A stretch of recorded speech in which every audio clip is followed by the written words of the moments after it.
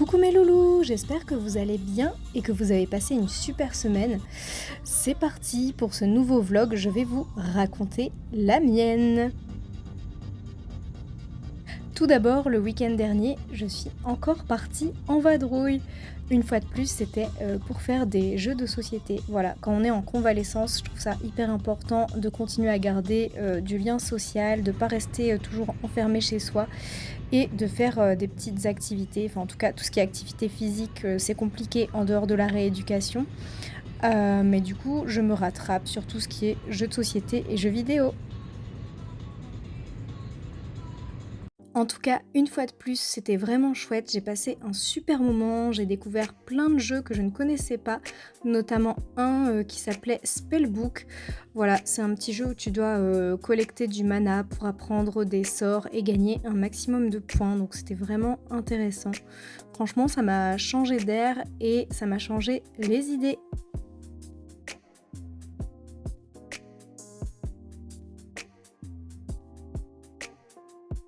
Peut-être que ce genre de soirée pour vous, ça peut vous paraître pas trop fun, mais moi j'adore vraiment, même si c'est vegan, sans alcool et jeux de société, moi c'est vraiment mon kiff.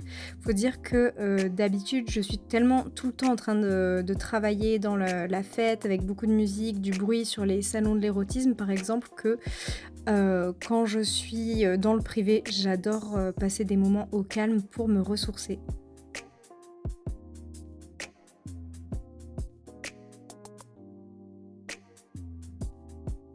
Bien évidemment, je vous laisse deviner qui a gagné. Bon, là, on peut dire que c'est la chance du débutant parce que je n'avais jamais essayé ce jeu avant, mais j'ai adoré. Concernant le repas, on a fait des quiches véganes maison. Donc la première, c'était avec la sauce tomate, les olives, des aubergines, des poivrons. J'ai adoré, un vrai régal. Et la deuxième, c'était une tarte vegan aussi, donc cette fois-ci avec une base crème, de la charcuterie végétale, des champignons, des noix, du fromage, bref, un régal aussi. Bref, c'était le genre de petit week-end bien ressourçant avant de reprendre le travail.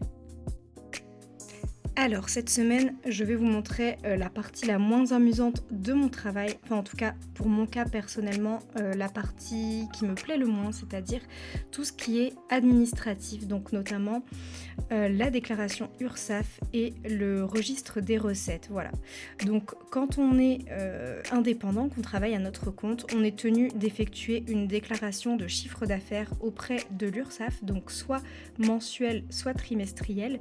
Moi, les premières années de mon entreprise, j'étais en déclaration trimestrielle et ensuite, par la suite, j'ai basculé sur une déclaration mensuelle.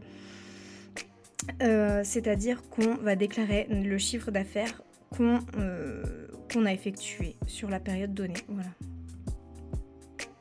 Quand on est en statut micro-entreprise comme moi, on n'est pas obligé d'avoir un expert comptable. Par contre, on est quand même tenu à quelques obligations, notamment le registre des recettes. Qu'est-ce que c'est ? Tout simplement, c'est un tableur où on va récapituler toutes les factures des prestations et des ventes qu'on a effectuées sur le mois. Voilà, tout simplement. Donc, il faut bien spécifier la date d'encaissement du paiement, le numéro de facture, le nom du client, le montant de la somme perçue, le type de prestation de vente, la date de la prestation et le moyen de paiement. Il faut également bien conserver les factures qu'on fait, c'est hyper important en cas de contrôle. Coucou! Aujourd'hui, c'est rendez-vous chez le coiffeur. Je sais pas encore ce que je vais faire, je sais juste que je veux recouper mes cheveux parce que j'ai les pointes un peu abîmées. Mais je sais pas combien de centimètres je vais couper, on verra bien. Et voilà le résultat. Du coup, j'ai opté pour couper une dizaine de centimètres et un petit brushing. Qu'est-ce que vous en pensez ?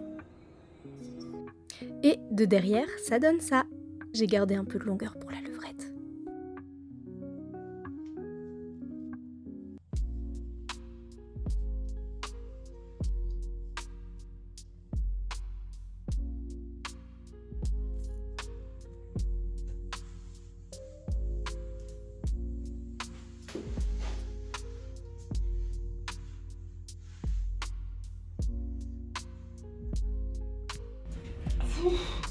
Je rentre de chez le kiné, je suis explosée mais bon. Il faut ce qu'il faut pour être en forme pour les salons d'avril.